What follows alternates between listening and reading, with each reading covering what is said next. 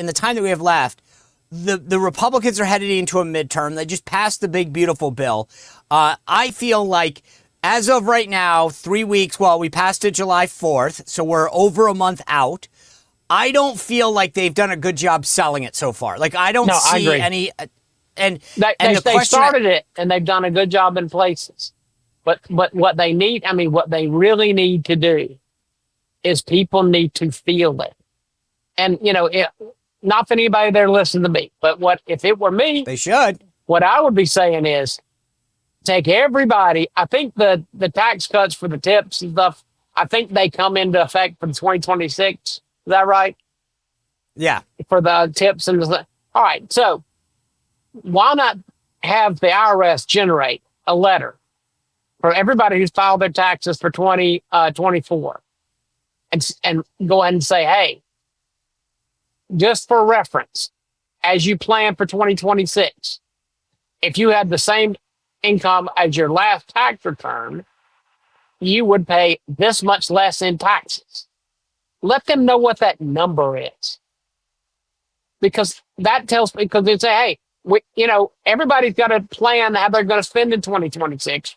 Why not have the IRS evaluate the last return they have on file for them and tell them how much more money they would have had based on the new tax relief on tips and overtime, so they can plan their spending in 2026 based on it. A little letter from the IRS telling them how much more money they're going to have if they have the same tip or overtime income would sure light a fire under a lot of people who are not sure what the big, beautiful bill did for them.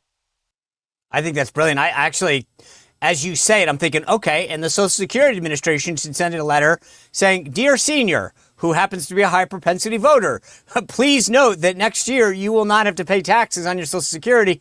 Therefore, blah, blah, blah, same thing. I think letting them know what the savings would be, because again, we're assuming you plan your spending based on your taxes. We wanted you to know that your taxes will be less if your income is relatively the same as the most recent tax return we have on file for you is 2024. In that year, you made this much in tips, this much in overtime, this much in Social Security. This is how many taxes you would have paid on that. This is how much more you would have to spend. Just let it. Just give an estimate.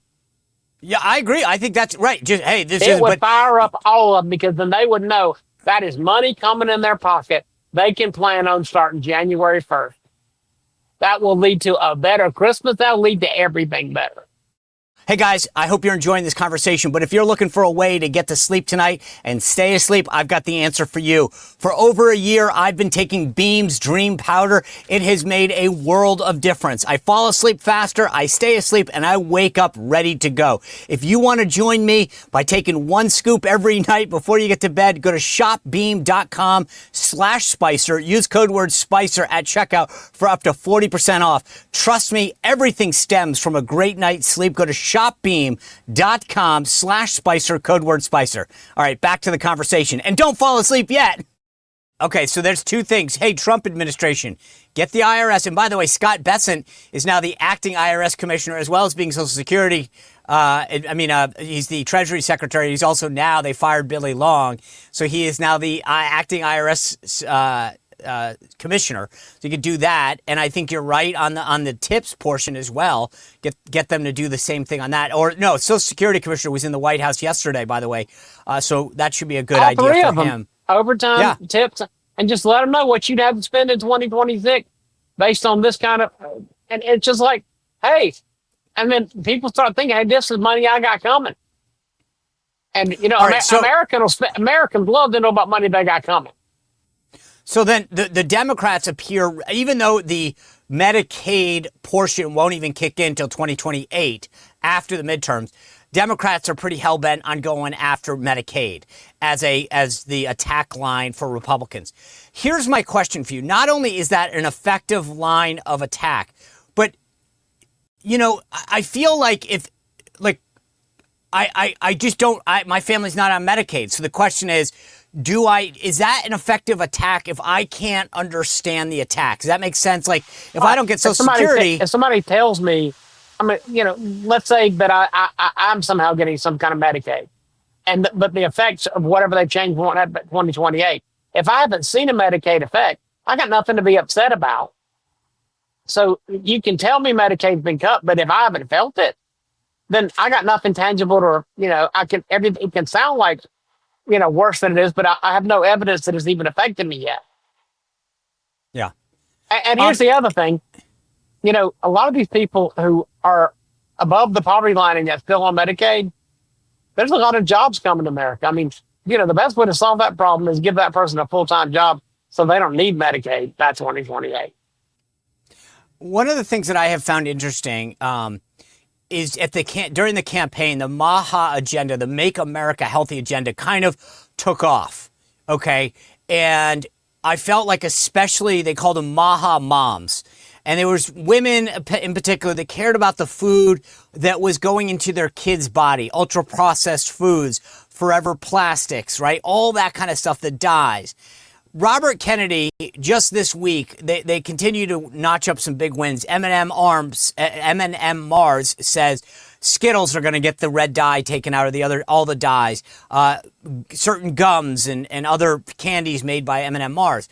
Do you think that the MAHA agenda is something that, as we head into the midterms, should be kind of Republicans should build into their talking points? Absolutely, because the thing is, the MAHA agenda, and I've seen this in polling again and again, can take a mother who isn't crazy about Trump personally and make them, and when they see that you're making life better and life safe for their children, that can make a mother who isn't crazy about Trump hold her nose and vote for Republicans when she's not used to doing it. And that is a swing voter. Believe it or not, a lot of those moms that care very much about their kids are not hardcore Republicans. Now, a lot of them are.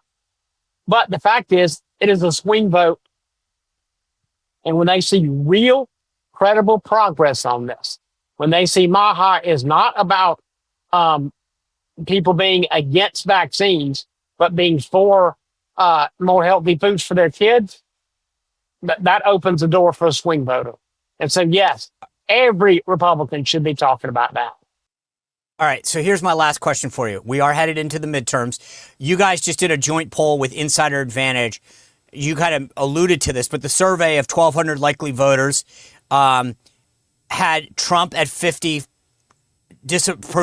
approve, disapprove 40. But what does that say about Congress? What should a rank and file member of Congress take away from what you guys are seeing as they head into the midterms in terms of the generic ballot, where they are vis-a-vis Democrats? Because here's my thing, Robert. I'll just give you my analysis.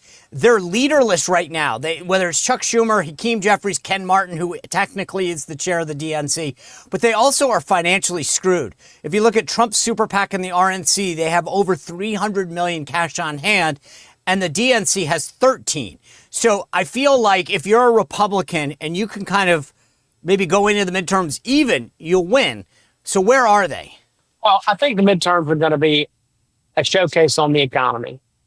I mean, no matter what anybody tells you right now, if the economy is rolling by next fall, the Republicans are going to hold on, maybe pick up seats.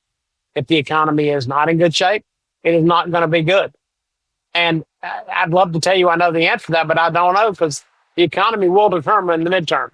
But what I can tell you is continuing to fight and talk about what the big beautiful bill has been accomplished, what is being accomplished by MAHA. These are the things that need to be as part of every door-to-door street fight for every House seat. It is about swing voters, and that's the stuff that needs to be talked about.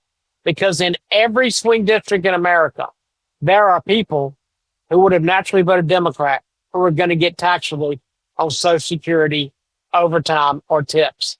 In every swing district in America, there are moms who would vote Democrat who are going to be happy with things in the MAHA agenda. If you push those things in those districts, the Republicans that hold the seats now can hang on, and a few others can be picked up. But that is where this fight is going to lie. And so, you're talking about the generic ballot. Most of the polling that makes the generic ballot is coming from polling companies that failed in elections. So I would just look at that as a joke. generic ballot a year out is just worthless. So generic ballot will start next summer. I'll tell you whether it means anything. Right now, it doesn't mean anything. It just doesn't. It is an exercise in futility. And most of the ones putting out the big generic ballot numbers with the wide swings had the same wide swings for Biden and for Harris last two elections. So just write them all. You know, odds are if the poll's sponsored by letter, it's bad. Like, for example, like the first three letters of the alphabet, or anyway. Robert Cahaly, I know you're out there on vacation. It looks absolutely stunning where you are. I appreciate you taking time out of your schedule to kick us into the weekend. I hope you and your family do have a great weekend, and we will see you back soon. Absolutely. You guys have a great weekend as well. Thank you, Robert. Well, if you enjoyed this content, make sure to like this video, subscribe, and click the notification bell to get more.